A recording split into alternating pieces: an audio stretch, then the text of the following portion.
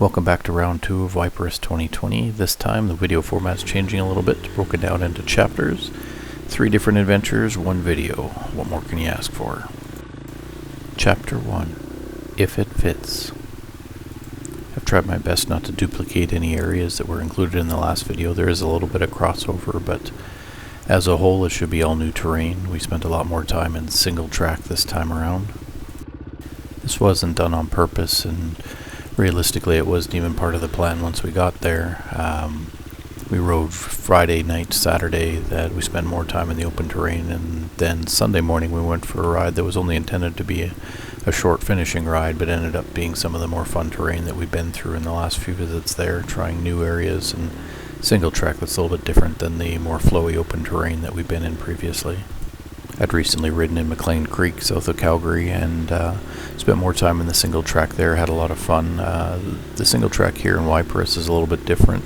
It's not quite as rocky, not quite as many log hops, but perhaps maybe even a little bit tighter than it was at McLean Creek. I don't know if it's just that it's newer and less used, or whether it's just by design. It flowed a little bit better, but it was challenging in its own right. It's maybe not a direct one-to-one comparison, but it was interesting, and as you'll see throughout the video, that there's a lot of marks on the trees from bark busters hitting them. They do their job there, but there's a lot of spots here where it would be advantageous to have narrow bars. I think one of the things that's the most fun about single track is that you get buried into these trees and you kind of get into a slow rhythm. It's not super fast riding, and realistically we're not trying to race there, we're just exploring, checking out new areas, but every now and then you pop out on these mountain tops, and there's some absolutely beautiful scenery.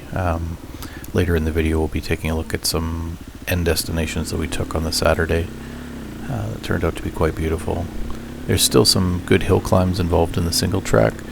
This one here turned out to be a lot more difficult than it seemed. It was quite slippery. We measured it out at about 34 degrees incline, so I think that puts you at about 4 feet of rise for every 6 feet forward. It's much steeper than it looks, and it is quite slippery. As is always, everything's cooler in real life than it looks like on video, but there's not much you can do to explain that other than throwing numbers at it, but that's not super entertaining in a video about dirt biking. The single track we got into was just a little bit to the west and over the first hill range from the Fallen Timber South campground we were staying in. It was nicely marked with all those red flags that you're seeing in the video and the blue ones. It's nice that people have taken the time to mark them out. Often some of the frustration is finding nice trails and only to find out that they only last for about 100 yards, but this one we spent I think about 2.5 hours on. Varied in terrain a lot from what you saw at the start of the video, with more of a clay bottom just winding through trees. As we went, we started to climb back towards the campground, and there's a lot more built trail with these shale sections, shale landings that have been tied together. It is pretty bumpy, pretty slippery. The angle doesn't show up well obviously in the video, but a pretty constant change in elevation, very tight, yeah, and a few logs here and there that provided a nice little change. One of the major advantages you find in single track is that the guys in the quads haven't gouged out the bottom of the trail everywhere. It's a lot easier to ride in, and quite honestly it does a lot less damage to the forest. Finding more and more that I enjoy this. I do enjoy going faster through big whooped out sections and steep hill climbs that are more the side-by-side terrain, but ultimately this is nice, and just to get a break and something different, much more technical, a lot of clutching, a lot of balance work, and definitely makes you work for every inch that you get going up the mountain, with how quickly the trail just turns left and right and goes up hills into these little tiny rutted berms. You don't have a whole lot of time to think, which is kind of nice. You just flow along, and you get into a little bit of a trance. It's quite relaxing, although a lot of work. From here we move on to Chapter 2. This is a hill climb entitled Don't Do That. This particular hill climb is not new to people that have been watching my videos. I've done it a few times. I have about a 50% success ratio on it. Although when I don't make it, it tends not to end well. It is one of my favorites, one of the harder ones. It's got a lot of steps that show up, and you get to see some good video of me fighting with the bike, trying to get it back down to reset, and then again once the bike kind of exits from my control for a few seconds. About 2/3 of the way up this hill, you have to start to weave back and forth to get the better lines. And if you get off track and you're in the wrong gear, and this time I tried it in second gear, it didn't turn out very well.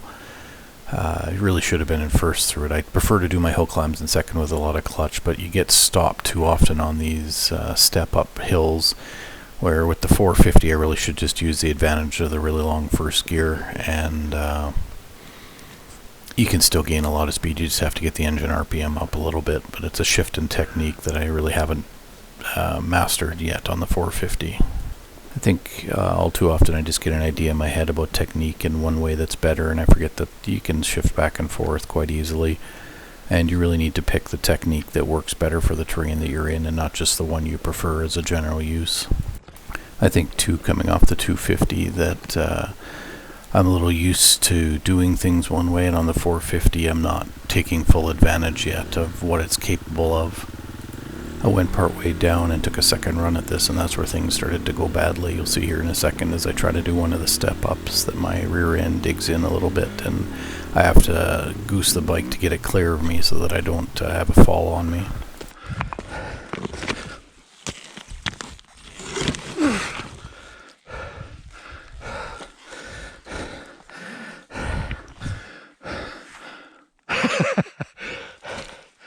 One of the things that can be lost in the detail is that we're well above 6,000 feet here, and it's a lot more work than it would be at the normal 2,000 feet that we ride at.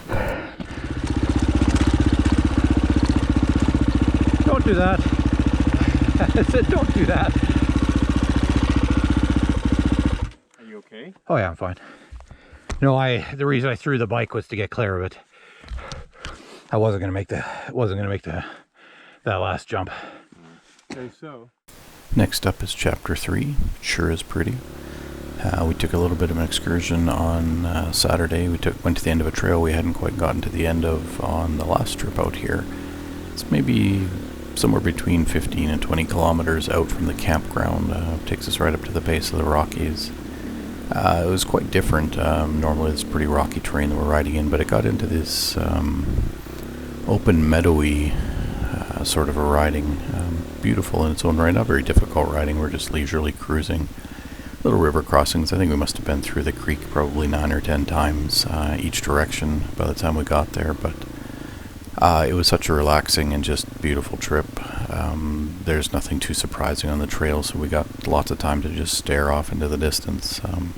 Took us better part of the day, but we had the opportunity to stop and eat and just chat a little bit here and there. It's a nice addition to the trip. Normally spend significantly more time just riding other than the lunchtime breaks.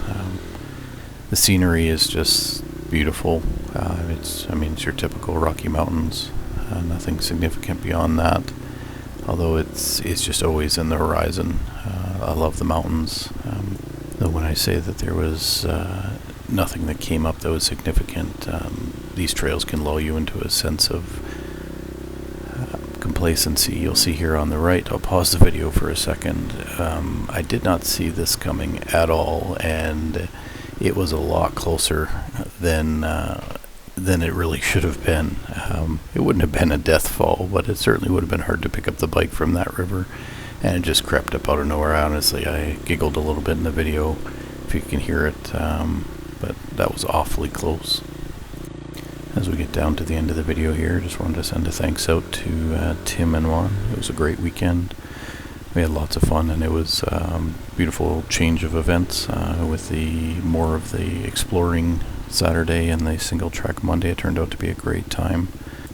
You'll see here in a couple of seconds the destination we ended up at. It was absolutely beautiful.